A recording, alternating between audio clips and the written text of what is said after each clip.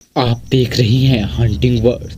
एक बार फिर से मेरे चैनल पर स्वागत है दोस्तों। आज की कहानी काफ़ी ख़तरनाक होने वाली है और अभी तक हमारे चैनल को सब्सक्राइब नहीं किया है तो चैनल को सब्सक्राइब कर लें, क्योंकि ऐसी ही हॉरर स्टोरी हमारे चैनल पर आती रहती है। दोस्तों, मेरा नाम रवि है और ये घटना मेरे साथ घटी थी जो आप लोगों को सुनाने जा रहा हूँ। ये बात आज से ठीक 10 साल पुरानी है। उस रात मेरी बेटी की तबीयत काफ़ी ख़राब थी। उसका शरीर बुखार के मारे आग की भांति तप रहा था।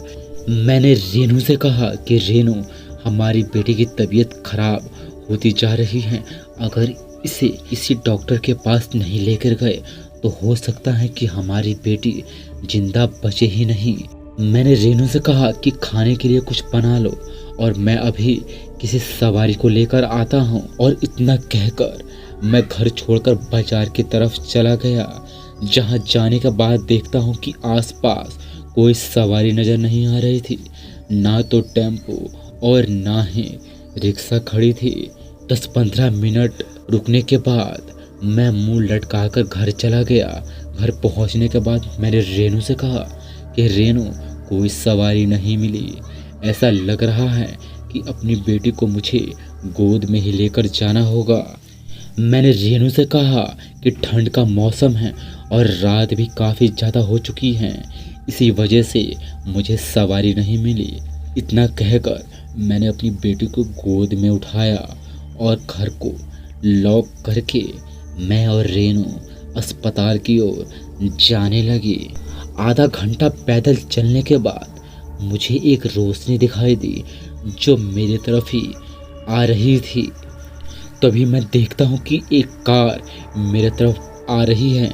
मैंने उस कार को हाथ दिया और हाथ देने के बाद गाड़ी ठीक मेरे सामने आकर रुक गई। मैंने गाड़ी वाले से कहा कि मेरी बेटी की तबीयत काफ़ी ख़राब है, आप हमें पास के अस्पताल तक छोड़ सकते हैं।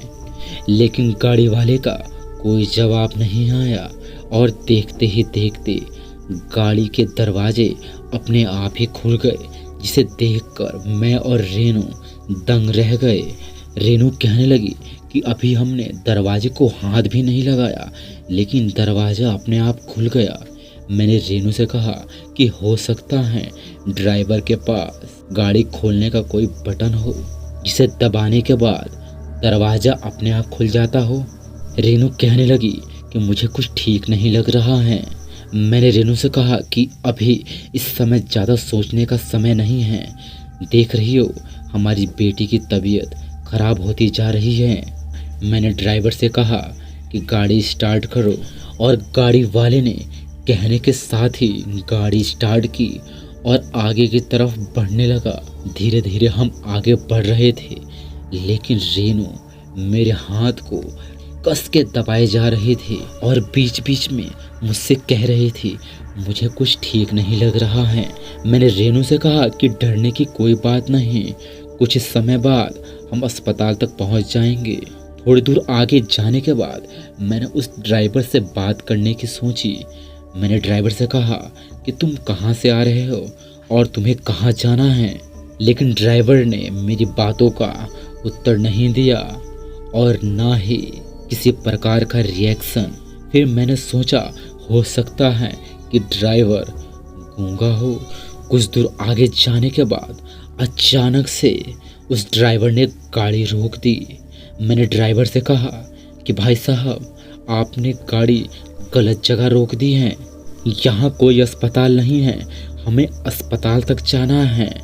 लेकिन ड्राइवर कुछ नहीं बोल रहा था। मैंने गाड़ी का दरवाज़ा खोला और बाहर की तरफ झांक कर देखा तो चारों तरफ अंधेरा पसरा हुआ था। ना तो वहाँ पर कोई रोशनी नज़र आ रही थी और ना ही दुकान। चारों तरफ अंधेरा पसरा हुआ था। ऐसा लग रहा था रोशनी को अंधेरे ने अपने आगोश में ले लिया है। बाहर देखने के बाद मैंने ड्राइवर की तरफ देखा तो मैं देखता हूँ कि ड्राइवर वहाँ से गायब हो चुका है, जिसे देखकर मैं और रेनू के पसीने छूटने लगे। मैंने रेनू से कहा कि रेनू जल्दी गाड़ी से नीचे उतरो, जिसके बाद मैं और रेनू गाड़ी से उतर गए। अभी हम लोग गाड़ी से नीचे उतरे ही थे कि गाड़ी अपने आप ही स्टार्ट हो गई और आगे की तरफ जाने के बाद चंद सेकंड में गायब भी हो गई, जिसे देखने के बाद मैं भी डर के मारे थर थर कांपने लगा। ऐसा लग रहा था कि मेरे शरीर में किसी ने 11,000 का करंट दौड़ा दिया हो। मेरा शरीर पूरी तरह से अकड़ चुका था। एक तो सर्द का मौसम, दूसरी तरफ इतना बड़ा हादसा मेरी आंखों के सामने, जिसे देखकर किसी के भी होश उड़ जाए। मैंने रेनू से कहा कि जल्दी रेनू यहाँ से निकलते हैं, नहीं तो ऐसा ना हो कि हमारे साथ कोई हादसा हो जाए।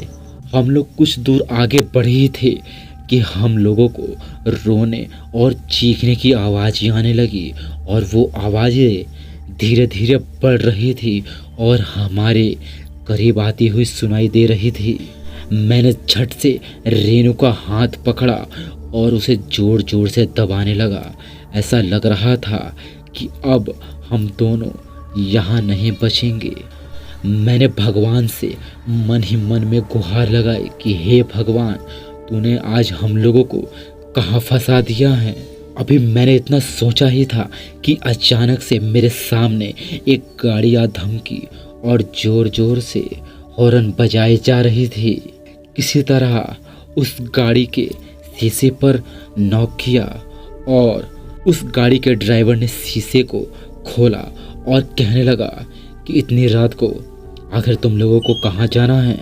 मैंने उस आदमी से कहा कि भाई साहब, मेरी बेटी की तबीयत काफ़ी ज़्यादा ख़राब है, क्या आप हम लोगों को पास के अस्पताल में छोड़ सकते हैं। उस आदमी ने कहा कि हाँ ठीक है, जल्दी से गाड़ी में बैठ जाओ। और हम दोनों उस गाड़ी में बैठ गए, जिसके बाद उस गाड़ी वाले ने हमें अस्पताल तक छोड़ा। गाड़ी से उतरने के बाद उस गाड़ी वाले ने मुझसे पूछा कि इतनी रात को तुम आ कहाँ से रहे थे और वहाँ पर क्या कर रहे थे। मैंने सारी बात उस ड्राइवर को बताई। उस ड्राइवर ने कहा कि हाँ, 1 साल पहले भी ऐसी ही घटना मेरे साथ घटी थी, जब मेरे पास आने जाने के लिए कोई साधन नहीं था। वो तो अच्छा हुआ एक गाड़ी वाले ने मुझे लिफ्ट दे दी, नहीं तो उस रात मेरे साथ क्या हो जाता। लेकिन चलो अच्छा है, तुम्हारी जान भी बच गई। अक्सर उस रास्ते में ऐसे हादसे होते रहते हैं, क्योंकि उस रास्ते से मेरा रोज का आना जाना है। क्योंकि अक्सर 10 दिन महीने दिन पर ऐसी दुर्घटना यहाँ होती रहती हैं, तो भूल कर भी रात के समय इस रास्ते से आना काफ़ी खतरनाक होता है। जिसके बाद मैंने उस गाड़ी वाले को धन्यवाद कहा और अपनी बेटी को अस्पताल में भर्ती करवा दिया। भर्ती होने के कुछ दिनों के बाद मेरी बेटी की तबीयत ठीक हो गई। भर्ती होने के कुछ दिनों के बाद मेरी बेटी की तबीयत ठीक हो गई और ठीक होने के बाद मैं और रेनू घर चले आए। लेकिन आज तक मुझे ये पता नहीं चला कि आखिर वो गाड़ी वाला था कौन। ना तो हम लोगों ने उसका चेहरा देखा था और ना ही उस आदमी ने हमसे बातें की थी, और आज भी ये बात एक राज ही है। दोस्तों, आशा करता हूँ कि मेरी स्टोरी आपको अच्छी लगी होगी। अच्छी लगी तो वीडियो को लाइक करें, चैनल को सब्सक्राइब करें। मिलता हूँ नेक्स्ट वीडियो में, तब तक के लिए जय हिंद एंड बाय बाय।